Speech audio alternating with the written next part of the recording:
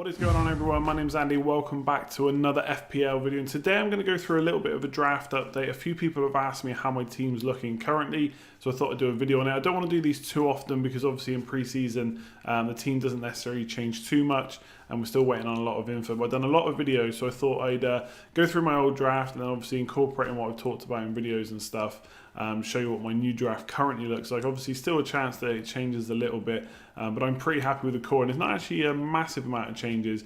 There's some key players that have changed and a little bit of a rejigging of funds. So I'm going to quickly go through the old draft and then I'll take you through the new one as well. So this was my old draft. This was like the first proper draft that I did back when FPL first launched. And to be fair, I'm pretty happy with it. It's not, like I say, you'll find out my new draft in a sec. It's not a huge amount of changes. So the core is similar, that's still on a 4-4-2. But in terms of the old team, I think Heaton, I was kind of on the right track there, targeting Burnley goalkeeper. I still think that's a viable tactic, especially for the long haul. I think they'll be one of the better 4.5 million keepers this year. But there are quite a few rumours since I made this that Heaton's possibly going to move on to Aston Villa. That does seem to have quietened down a little bit, so I'm not sure what's going on there. Obviously, sometimes transfers take a while to actually go through. And there's a lot of thinking that Pope will be the number one. So if that's the case, obviously I can quickly swap that. In terms of structure, that's why Heaton was there, because I wanted a 4.5 million goalkeeper, and he kind of fit the bill. Laporte, so I wanted to cover the Man City defence, and he seems like the best defender that was there. Adam Smith is one that's definitely gone. I'm not totally against Bournemouth defence, I would say. I think I've probably been a little bit harsh on them, considering they did keep 10 clean sheets last year, and expected goals conceded, they actually conceded a lot more than they maybe should have done. So maybe they were a little bit unlucky as well. Maybe it was poor goalkeeping. Either way, this season they might be able to keep probably not too many more clean sheets, but around the same, and 10 is nothing to be sniffed at. Obviously, a few key things stand out here. 4.5 million defenders, I've done a video on that as well. I've got 2 of them in this draft, so that's to get the likes of Sigurdsson in, as well as having a £7 million striker in on Arnautovic. So I've got Ward, who I do think is one of the better Crystal Palace defenders, but Hodgson has come out and said they're basically really light in defence now. Wan-Bissaka's gone and they've got injuries, and he basically made it sound like goals are going to be conceded. Now the way they set up, I think they're pretty good defensively, and they do generally keep clean sheets, so I'm not against Ward completely, but he might be one to think about as well. Dendoncker is absolutely nailed in my team, unless another 4.5 million MIG comes along, who's better, but he played in the pre-season friendly for Wolves, did all right from what I'm reading. And if he's going to be a main starter in there, I think 4.5 million is a no-brainer to have on the bench. Button has to stay. I think I just need a £4 million goalkeeper. He seems like the best one, who's got a chance of playing, I suppose, when Ryan comes out. But with all the 4 million goalkeepers, you're really relying on someone getting injured. So is Ryan going to get injured? Chances are not going to happen. So just have a 4 million on the bench in Button. And Janssen, I don't think it still really matters which 4.5 million striker you have, because it looks like none of them are going to play. Obviously, I got a bit excited because Solskjaer said there's a chance that Greenwood plays against Chelsea, but that doesn't mean he'll definitely start. And even if he does, it doesn't mean he's going to continue to start. So I'm pretty happy with the structure of this. Like I said, there's a few key players that have changed, but I think triple Liverpool absolute must have. Double Man City, I think it's tricky to get 3 because you're looking at probably Edison plus a defender, which isn't out of the question, but I'm not really a fan of premium goalkeepers. So before I talk any more about this, let's just get on to the new draft. I can show you what changes I made, and also the kind of things that I'm thinking about possibly changing in the future as well. So this is the current draft, and as I said, it hasn't changed a huge amount. I've still got triple Liverpool, the same 3 Liverpool players. I don't think that's going to change too much. I'll chat about that in a sec.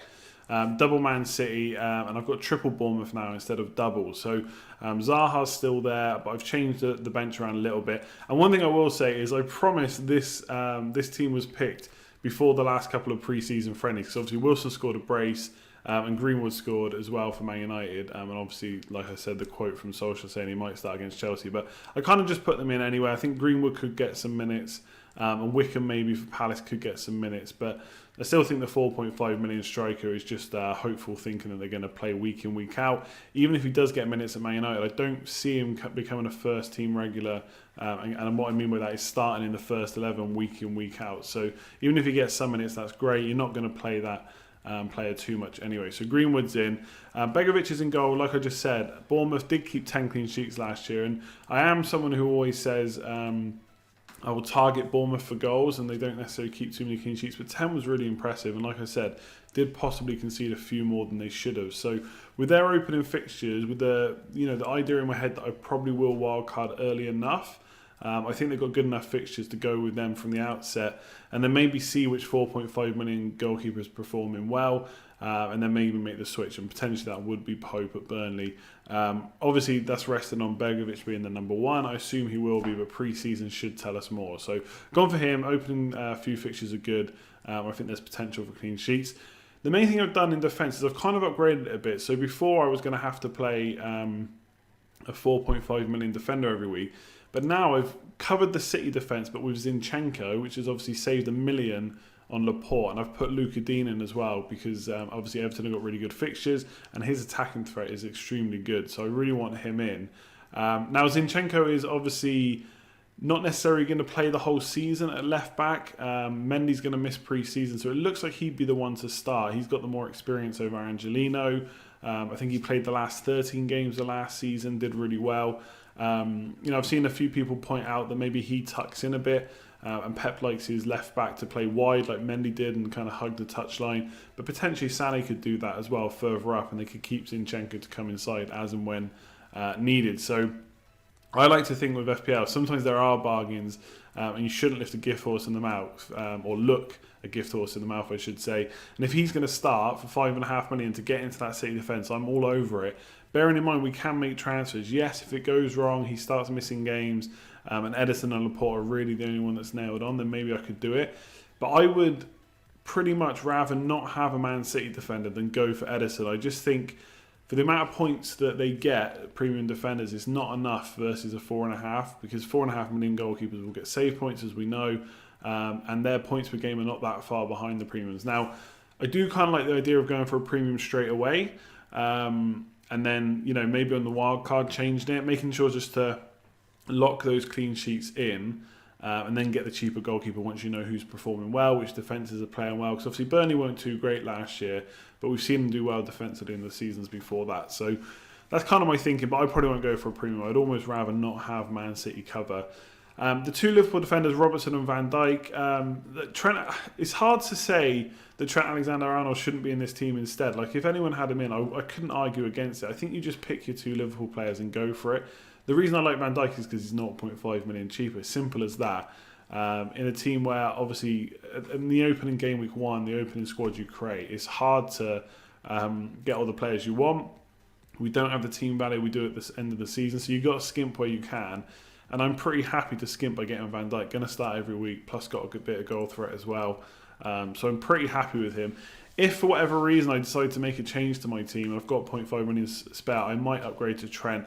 Obviously in my original video I did say there was a few non-negotiables: Salah, Sterling, Robertson, Van Dijk and Laporte. So I feel like Laporte to get rid of is okay if Zinchenko plays. And similarly, if I have the money for Trent, then swapping him for Van Dijk is fine too. Really, the things I want to do is have Salah, Sterling, 2 Liverpool defenders and 1 Man City defender. I'm not too bothered about having 3 City players, at least at the start. So that's the defence. Matt Targett is not going to play that much, but I got a feeling about him. I do like his delivery. I think he created quite a few chances in not too many minutes last year. It's like 23 chances created in 1,100 minutes or something like that. And versus the other 4.5 million defenders, I think he's going to be pretty creative. And he's not going to play for me anyway.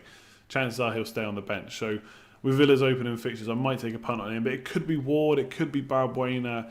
I do think there's a few options at 4.5, but there's no real standout. So that's kind of my defence, and still got Button in goal. Don't want to talk about that too much. So I've got rid of Sigurdsson, and it's not because I think he's a bad pick. It's because I've gone for Wilson up front. When the FPL first launched, I thought there was loads of good 6.5 million forwards that I really wanted. But actually now I look at it more and more, there's none that's really stand out. King's got penalties. King's got 2 really good opening fixtures, so I'm probably going to go for him.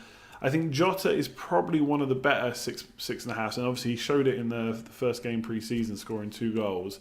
I just don't like Wolves' opening fixtures, but if you're going to go for a Wolves attacker, I would definitely save the million on Jimenez and go for Jota. So I did have Vardy for a bit, but Wilson did so well last year. His points per game were right up there, very close to the likes of Kane and Aubameyang as well, for a lot less money. I think stats-wise, he does outperform King. I don't think it's a case of Wilson versus King. I think you look at whether you want to spend 8-9 million, and if you do, is it best to go for Wilson, Vardy, Firmino? And then if you drop down to 6.5, is King better than the other 6.5 million options? And I think with their opening 2 fixtures, there's a chance that they could absolutely beat the competition at those price brackets. And then obviously we've got transfers. With the 6.5 million, we can transfer off King and go to another one for the same price, especially when fixtures turn and stuff. And while I don't have any money in the bank with this team, I could downgrade a player. So that's always in my thinking. So Luca Dean could go down. Maddison was like, I could save 0.5 million straight away from going Maddison to Perez. Brendan Rodgers has kind of come out and said that Perez is in because they need to score more goals. They can't just keep relying on Vardy. So if Perez is going to play and be a goal threat, then for 0.5 million less, he might be better than Maddison. So that's another way I can save a bit of money. And obviously 0.5 million from Wilson is also very close to Rashford. So although I can't do straight swaps from Wilson, I'm much closer to the likes of Vardy and Rashford, maybe even Firmino, unlikely obviously with 3 Liverpool players already, but maybe I want to swap it around somehow, that he's close enough. And if he can carry on the form that he had last year, so he already scored 2 goals in pre-season, obviously, you know, take that with a pinch of salt. Obviously pre-season doesn't mean everything, but he's carrying on the form he had last season when he was fit, and if he can keep up that points per game, then he's a much better value player than the other guys. Vardy, I think, is great because he's on penalties and very, very consistent, has been over the last 3 seasons, so got nothing against him at all. I just think with Sheffield United and Aston Villa away to start the season, that's 2 really awesome fixtures, so that's why Wilson's in currently, and I'm not against doubling up on an attacking team at all. I think if King, like most people who've got King, they would rather have Wilson. Obviously, you've got to take money into account, but just because you have King doesn't mean Wilson stops scoring, and vice versa. So that's why I've gone for 2. In the middle, I've still got Zaha. We'll have to see if he's fit and ready to go for the start of the season. If he is, whether he goes to Arsenal or not, I like him at Crystal Palace. They've got really good fixtures. He's moved back to a midfielder. I assume he's going to be the top scorer in that Palace attack for sure this year.